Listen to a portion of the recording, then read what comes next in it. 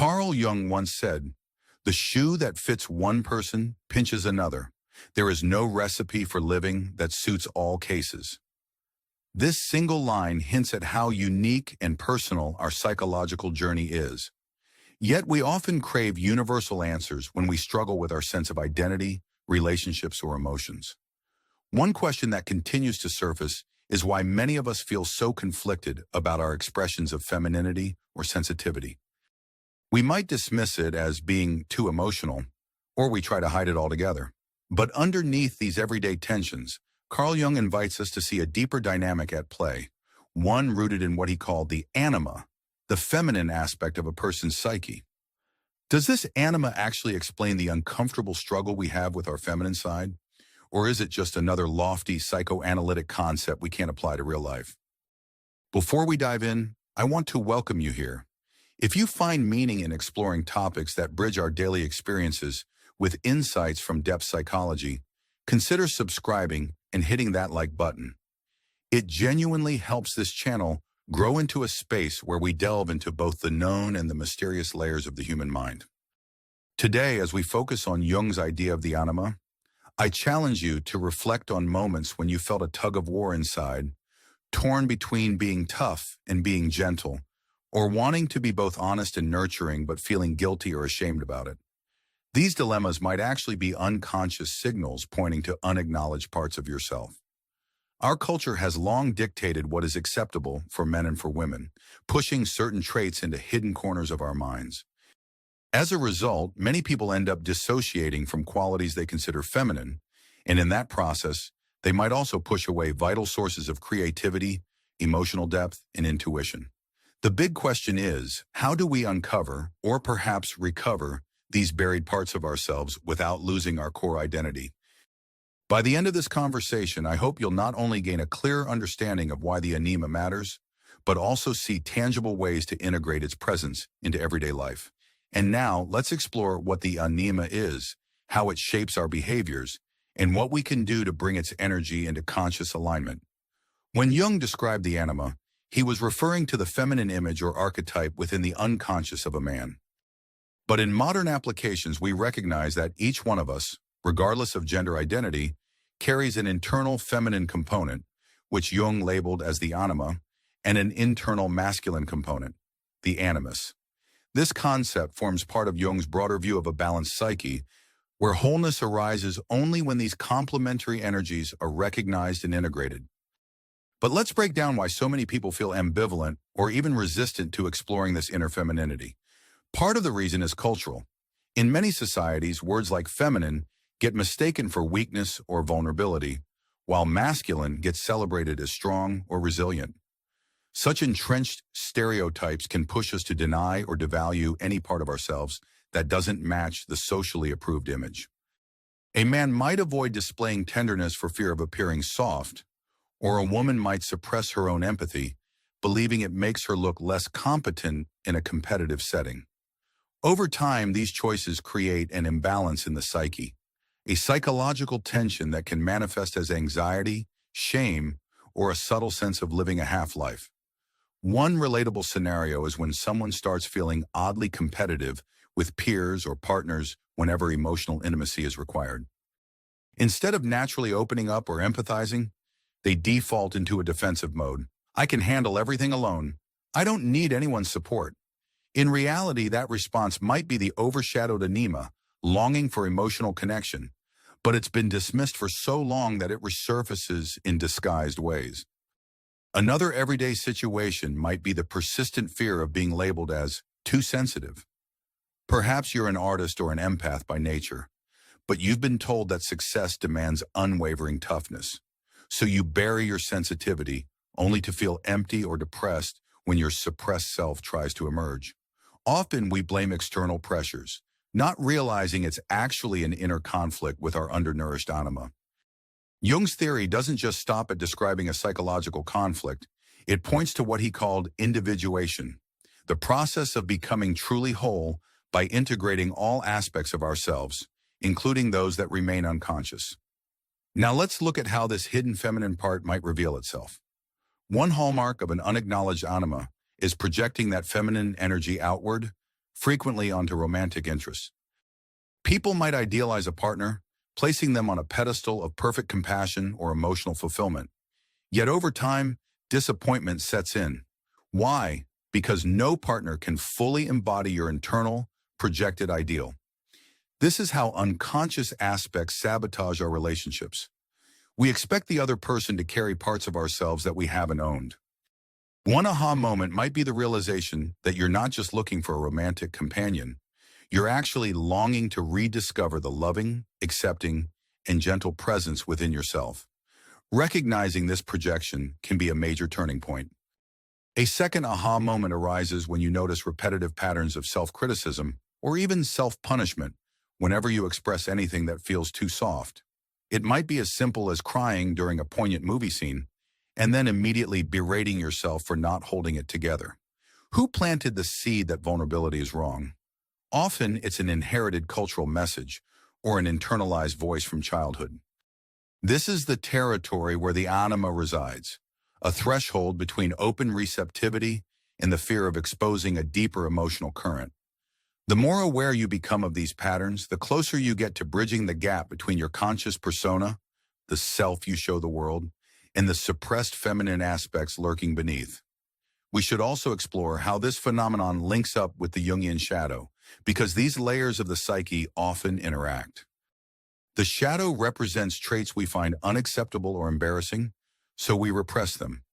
Sometimes qualities of our innate femininity slip into the shadow, especially in societies that discourage men from being nurturing or women from taking on any role that's not strictly caretaker.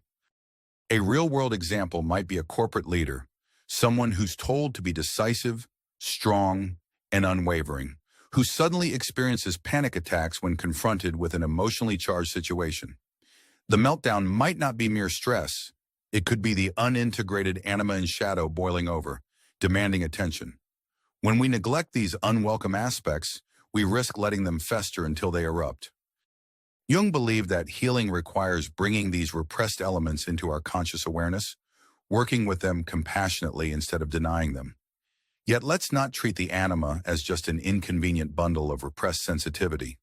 It also brings gifts, creativity, empathy, nurturing wisdom, and a deeper connection with intuition. Imagine the artistic breakthroughs that emerge when you allow your softer, more imaginative side to play freely. Or the strengthening of relationships when you learn to be open and genuinely empathetic. Here's another example. A friend of mine, deeply logical in his approach to life, always stuck to data, facts, and reason. He was successful in his career, but privately felt disconnected from people. Only when he started exploring his own dreams, a practice Jung heavily endorsed, did he discover images and emotions he used to dismiss. Through dream work, he tapped into an inner wellspring of ideas and compassion he'd never encountered.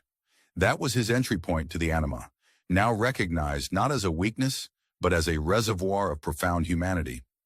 At this point, you may wonder, all right, how do I start engaging with my anima without feeling like I'm turning my life upside down? Let's integrate theory and practice. One practical application is to keep a journal, but not just any journal, an emotional reaction diary. Whenever you find yourself reacting strongly to a situation, whether it's an urge to lash out or an impulse to withdraw, take a moment to note down what you felt, why you felt it, and what underlying belief could be at play. See if there's a pattern of dismissing certain feminine-coded traits in yourself. Over time, you might spot recurring themes like, I felt foolish for crying, or I was afraid of looking weak. This is the psyche's way of showing you exactly where your anima is being stifled. Another practical step is a simplified version of Jung's active imagination technique. It might sound esoteric at first, but think of it as a creative daydream session where you allow any intuitive images or dialogues to unfold in your mind. If the idea of a conversation with your inner feminine feels odd, you can imagine speaking to a wise, nurturing figure in a safe setting. Let that figure represent the parts of yourself you've overlooked. Ask questions. What do you need? Why do you feel neglected? Let the response flow, even if it feels like you're just inventing answers. Often, your deeper psyche can communicate through these imaginative narratives, revealing emotional truths that your conscious mind resists acknowledging. One powerful metaphor that can help you visualize this process is to picture a hidden garden. For years, you've walked through life ignoring a secret door, but behind that door grows a lush, beautiful sanctuary. The flowers represent your creative potential. The soft, flowing water stands for your emotional depth. The gentle light that filters through is your capacity for tenderness and compassion. Denying this garden's existence deprives you of its beauty. Opening the door and stepping inside might feel unsettling at first, especially if you haven't nurtured the ground for a while. Some areas may be overgrown with weeds, old resentments, fears, or shame, but once you begin tending it, you realize you've only been living in a fraction of your full psychological home. This hidden garden is your anima. Now let's do a bit of reflection. Can you recall a time when you felt deeply moved by something, be it a work of art, a moment in nature, or an intimate conversation, but you found yourself dismissing or trivializing that depth of feeling afterward? Also, consider whether you have ever idealized a partner or a friend because they seemed to embody everything you wanted to feel but didn't allow yourself to express. These reflections might highlight exactly how your anima tries to surface, albeit indirectly. Sometimes we're reluctant to explore the feminine side because we fear losing our sense of who we are. A man might ask, does embracing my anima mean I have to become less masculine? Or someone else might wonder if it means giving up the traits they value. This is a misunderstanding. Integrating the anima doesn't erase your established identity. It enriches it. Think of it as adding more colors to your palette. You still paint the picture of your life as you choose, but with an expanded range of shades and tints to depict greater depth and complexity. Let's talk about persona and how it intersects with the anima. Jung defined the persona as the social mask we wear to function in society. We all have one, maybe several, depending on the roles we play. The tension arises when the persona becomes too rigid, overshadowing our authentic impulses. Suppose your persona is the unshakable caretaker. You're so dedicated to being the strong rock for everyone else that you neglect your own emotional needs. Slowly you become exhausted, bitter, or resentful. When the hidden anima demands that you acknowledge your vulnerability, you might reject it to keep up appearances. But pushing it away only amplifies the hidden conflict. If you find yourself on the verge of burnout or feeling disconnected from your emotions, it could be time to see where your feminine side is pleading for room to breathe. Another real-world scenario involves the mismatch between social expectations and personal reality. Let's say you grew up believing that a certain definition of femininity, graceful, demure, passive, was mandatory for acceptance. Yet you've never truly felt comfortable with that narrow framework. You sense the stirrings of a stronger, more intuitive side that questions, challenges, or rebels. Alternatively, you might be a man who privately adores poetry and yearns for emotional closeness, but pretends otherwise in your social circle. Over time, the inner feminine voice might whisper, "It's okay to show who you are." Listening to this voice isn't a sign of losing yourself. It's an invitation to shed the persona that's restricting your authenticity. A third aha moment can occur when you realize the ways you criticize others might actually reflect what you secretly dislike or fear about yourself. For instance, if you often ridicule friends for being too sentimental, you might be projecting your own disowned sensitivity onto them. In reality, your deeper self might be craving an outlet for emotional expression, but you label it negatively to maintain a facade of detachment. Recognizing these projections paves the way for a more accepting relationship with your own feminine psyche. Midway through this journey, I want to remind you to show some love to this channel with a like or a comment. It's a small action that helps us continue offering in-depth explorations of Jungian and psychological topics. More importantly, it brings together a community of people ready to dig deeper into their own inner worlds. Continuing on, let's look at how the animus, the masculine counterpart, plays a complementary role. For someone who has over-identified with their anima, the animus might be underdeveloped. They might avoid conflict, struggle with assertiveness, or rely excessively on emotional responses. Ideally, we aim for a balance. A person who can be both compassionate and strong, both intuitive and logical, both open-hearted and capable of boundaries. It's a dynamic dance. But today's question zeroes in on that struggle with femininity, so we pay special attention to the neglected anima. We also need to address the cultural dimension. In an environment that equates power with aggression and vulnerability with weakness, acknowledging a soft side can feel scary. But what if we redefine power not as dominance, but as presence? Being wholeheartedly present with your feelings, your values, and your relationships. That's an integrated approach that merges masculine steadiness with feminine empathy. A woman who embraces her own interior anima might discover she's allowed to be nurturing to herself, not just everyone else. A man who engages with his inner femininity might see that vulnerability can be a profound form of courage. This reframe can revolutionize how we show up in our lives, effectively melding cultural expectations with deeper personal truths. If we look at the neurological or behavioral side of things, though Jung didn't talk in those terms, modern research supports the idea that humans aren't strictly rational or strictly emotional. We possess neural networks for empathy, creativity, logic, and assertiveness, all working together. Denying an entire dimension of our emotional and intuitive nature is like trying to navigate life missing half the map. So the anima, far from being just a relic of old psychoanalytic theory, resonates with a more holistic, contemporary view of human potential. Let's translate these insights into practical terms. Another exercise you can try is practicing mindful acceptance of emotions in small daily doses. When you catch yourself feeling something you consider soft, like longing, tenderness, or deep admiration, pause for a moment. Instead of immediately judging or stifling it, stay with it. Ask, where do I feel this in my body? Is there a warmth or a flutter in my chest? Does it make me want to smile or even cry? Allowing and observing these sensations fosters a gentler inner dialogue, helping you gradually integrate aspects of your psyche that you might have exiled. Next, consider employing a simple boundary-setting exercise from a feminine stance. We often equate boundaries with rigid or masculine energy, but try setting boundaries gently, lovingly, and see how it feels. For instance, if someone oversteps, express your limits with kindness yet firmness. I need a little space right now, but I still appreciate you. Watch how that resonates within you. It may feel more natural than you expect, highlighting that the feminine approach to boundaries can be compassionate without compromising strength. A potent metaphor to emphasize this synergy is two hands playing a piano. One hand, typically the right, might carry the melody, often seen as the more emotive or delicate line. The left hand provides the foundation or structure, supporting the melody with chords. In many ways, the melody can represent the anima's fluid creativity, while the accompanying hand reflects more structured, animus-driven qualities. To produce harmonious music, both hands need to coordinate, respecting each other's role.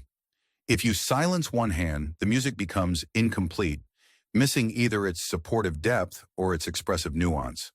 We've covered a lot of ground here: cultural conditioning, projection, the shadow, individuation, and practical ways to engage with the anima. The transformation possibility is this: by becoming aware of your suppressed feminine side and consciously befriending it, you can unlock deeper emotional resonance, enhance creativity, and foster healthier relationships with others and yourself. It's not about discarding your known traits. It's about expanding your emotional repertoire so you can navigate life with greater adaptability and inner peace. Let's move toward a few final reflections. What if your recurring sense of emptiness is not a sign of failure, but an inner call from the neglected feminine aspect of your psyche? What if all those moments you labeled unmanly tears or feminine softness were actually gateways to discovering a richer self? And what if fully acknowledging your anima means bringing a gentle strength into your life that you never knew was possible? The awareness itself can be liberating. In summary, the anima is Jung's name for the hidden feminine blueprint within us all, shaped by personal and collective influences. It remains unconscious when we refuse to recognize it, leading to imbalance, projections, and emotional conflicts. Embracing it doesn't weaken us. It brings forward empathy, intuition, and a nuanced approach to life. Through journaling emotional reactions, exploring active imagination, In practicing mindful acceptance, we begin dissolving old barriers.